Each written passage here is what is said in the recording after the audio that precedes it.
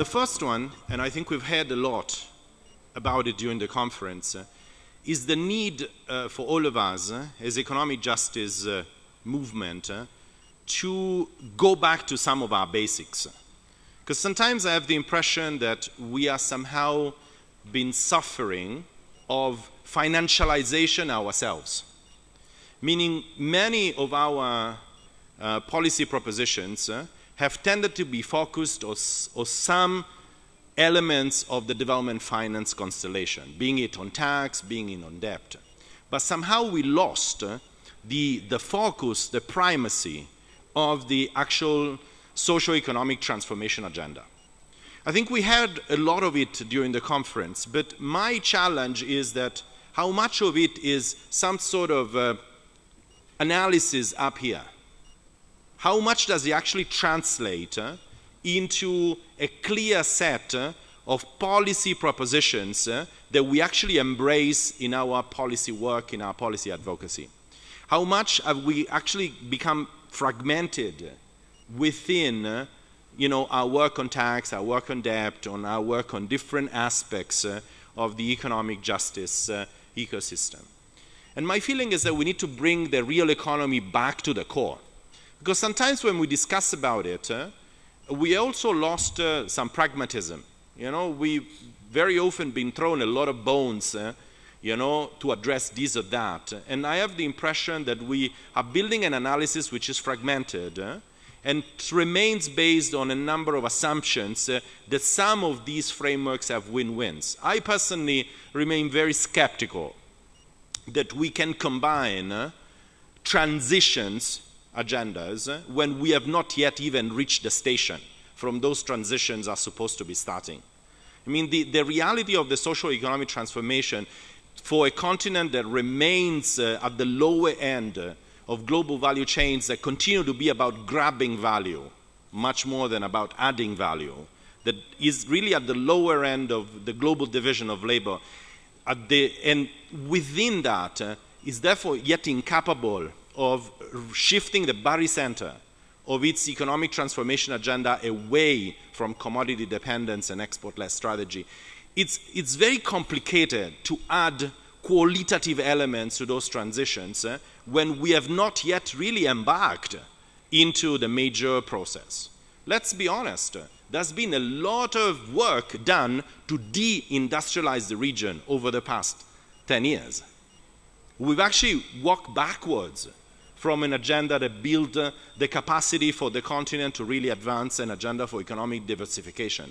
And therefore this remains still economy that have too much global within themselves, they remain trapped within economies of rent, and it remains impossible to even advance a discourse of a feminist transformation that addresses the patriarchal basis of that division of labor in the current context. So my first point, Jason, is that we need to ask ourselves not only how much we want to ensure that overarching narrative and analysis, but how much we need to really engage into policy transitions beyond our segmented work on tax, on debt, on trade, and other things. I mean, let's be honest. We can have all our tax reforms we want, but what are we taxing? I mean, we can address debt in sustainability, but if the systemic determinants continue to have economies which are not able to generate enough resources, the propensity for debt will continue to be there.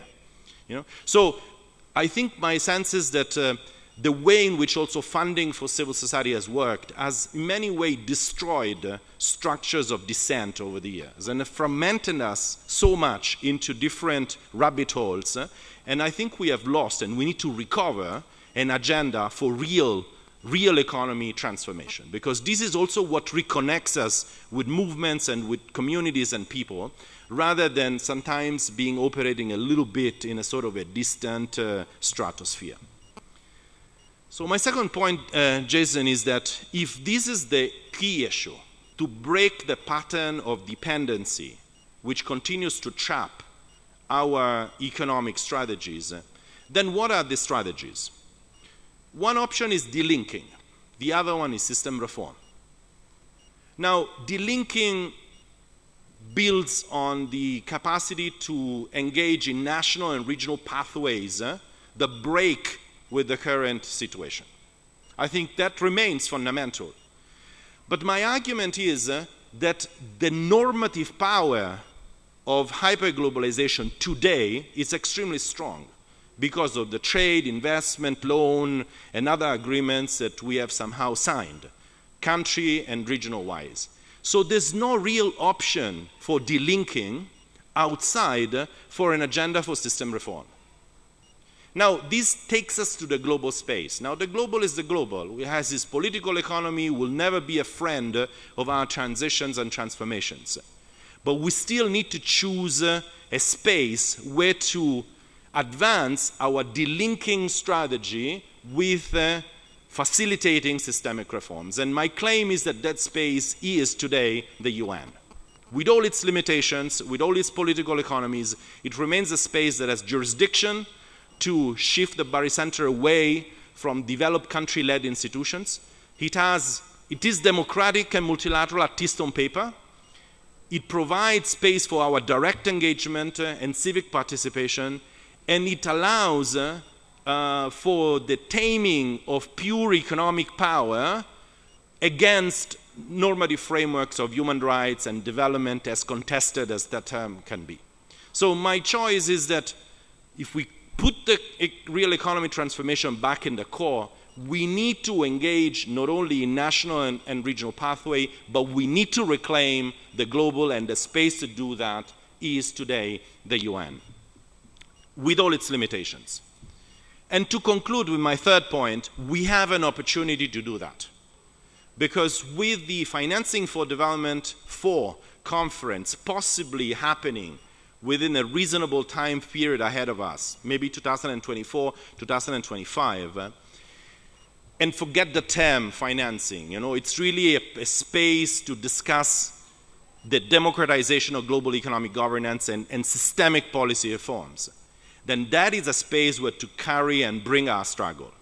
And that would require a degree of coordination, a degree of engagement between the national and regional and across sectoral distinctions within our movement as ever before.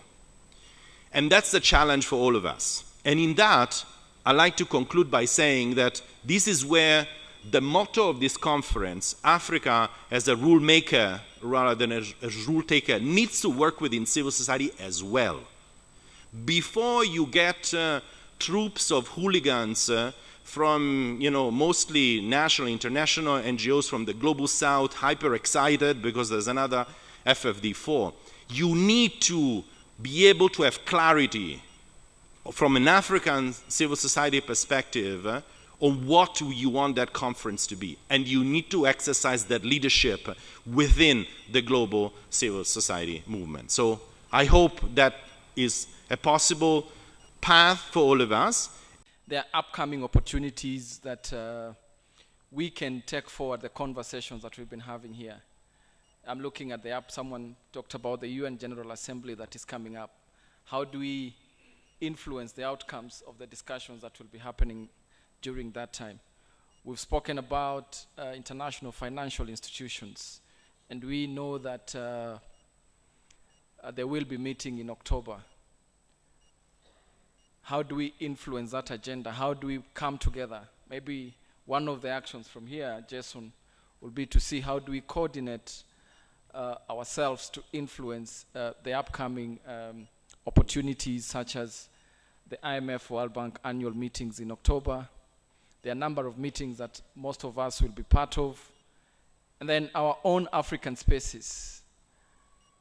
The African Union Summit that will be coming up end of January, beginning of February. The ministers of finance who will be meeting, African ministers of finance who will be meeting. And just our role here, one thing I've enjoyed in this discussion is the diversity of the team here. People in the private sector, our parliamentarians. Today morning, on one of the leading Malawian newspapers, there was, I think the headline is from this conference, and it's about Malawi and how Malawi spent its STRs. So we should start questioning some of these things. When we go back within our spheres of influence, while looking at that budget that will be presented to us, how do we analyze that particular budget to keep the executive in check? So for me is before we get to AfCoDD, how will we measure the success of this particular conference in the next 1 or so years? For us from the civil society, I think the AfCoDD is one of the things that is taking our journey towards economic justice. One, of course, we are already working in partnerships, but what new partnerships, or how are we going to modify our current partnerships so that by the end of the day, we are able to make sure that our actions are more coordinated, are more of coming together and adding value to the work that we are doing. As civil society, we are in various spaces. There are some organizations that are in international spaces. And sometimes you happen that you go into those international spaces, like now there is the UN General Assembly. I know a number of us will be there, and then we'll be talking an individual agenda or an institutional agenda. Yet we've been here talking about the same things and realizing areas of convergence. Let's make sure that we are using the outcomes, the networks, the partnership from this conference so that we are garnering and strengthening our partnerships and our voices, our coordinated voices in whatever we have. Can we, moving forward in terms of from this AfCoDD, make sure that we are together, we are leveraging on work that others are already doing so that we don't have to do the same research that Christian Aid is doing, Oxfam is doing, and Action Aid is doing, and so much is doing, instead of just consolidating, building on each other's research. To AfCoDD, as you are organizing us for the next AfCoDD, I would like to call on us to have a space where we are taking stock of the commitments, of the plans, of the activities that we've agreed under this conference, so that next time we are starting from reviewing what we've done and then planning on what we need to do more or we need to do differently. Viva to a civil society of Africa united against the struggle for tax injustice in Africa. Viva. Viva. Viva to an African state that raises development resources domestically. Viva. Viva to the Harare Declaration that posits Africa as a rule maker and not a rule taker. Viva. Viva.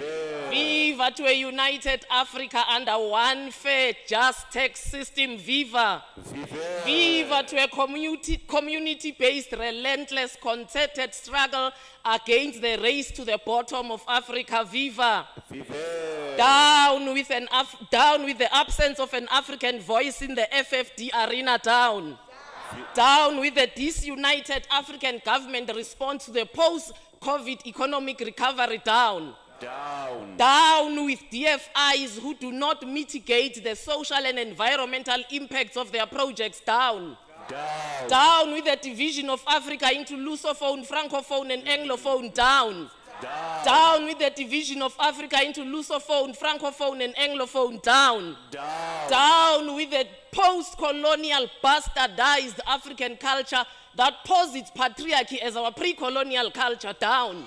Down. Down with the post-colonial bastardized African culture that posits patriarchy as our pre-colonial culture. Down. Down. Forward with the Stop the Bleeding campaign. Forward. Forward with an Africa that maximizes its natural resources for financing development. Forward. Forward. Forward with members of parliament in Africa united against the struggle for illicit financial flows in Africa. Down. Down. Forward. Wow. Then we are awake. Forward with the united struggle of members of parliament in Africa united against illicit financial flows. Forward. Forward with the united struggle of African MPs struggling to hold the executive accountable. Forward. Forward. Forward to Afro-gender concept in Africa. Forward.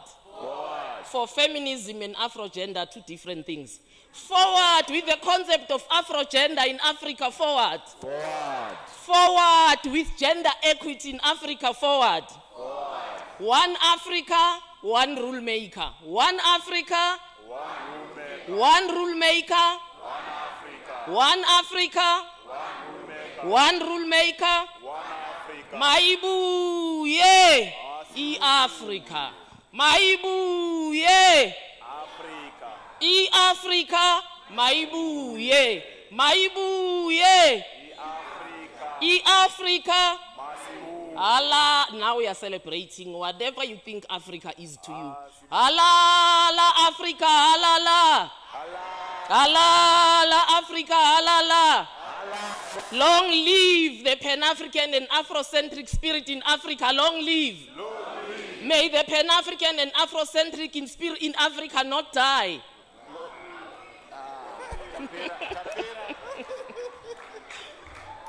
The last part. Viva, because they are our host. Viva AfCoDD, viva.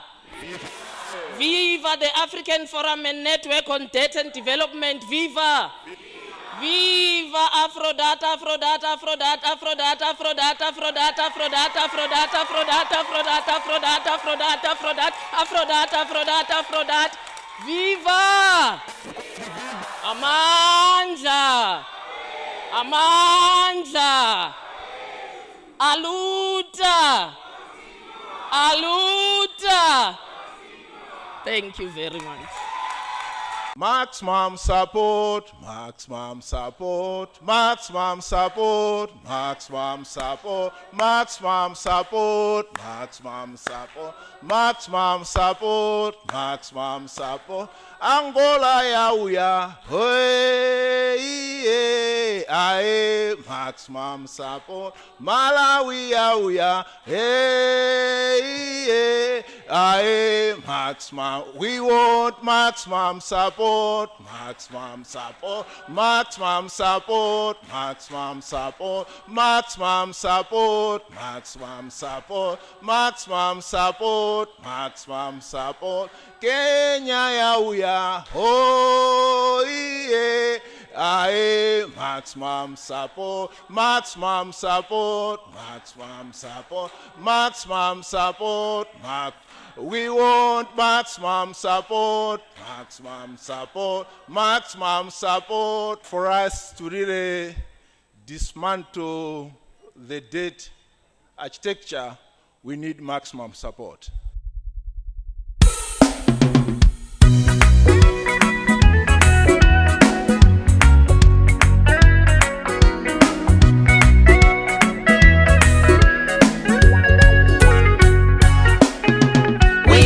For policies and practices that put people first. We call for policies and practices that put people first.